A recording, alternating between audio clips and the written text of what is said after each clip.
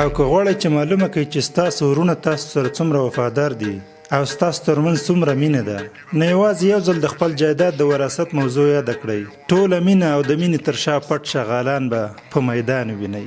د ارک سوپر ملک بریاني څنګه پخیږي؟ راځئ چې په خپلو سترګو یې ووینو.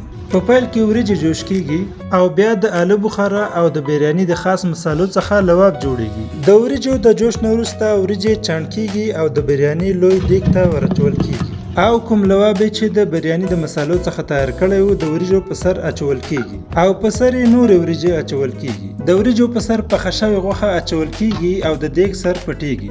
د ارک سوپر ملک تازه او دانه‌داره بریاني تیار شوه. نور به د استاد اشپز نه واورو. زموږ بریاني چې تاسو کومه ولیدله په کوم ترتیب سره موږ پخه کړله، د جې مساله کمه او خوند یې ډېر دی. دغه مو بریاني ده.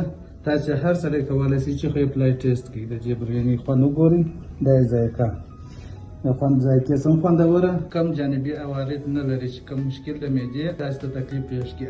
نو څه ته په تمه یاست؟ همدا نن تشریف راوړئ. پته: کابل سید جمال الدین افغان ښارګوټی، کوچنی څلور لارې، ارک سوپر ملک.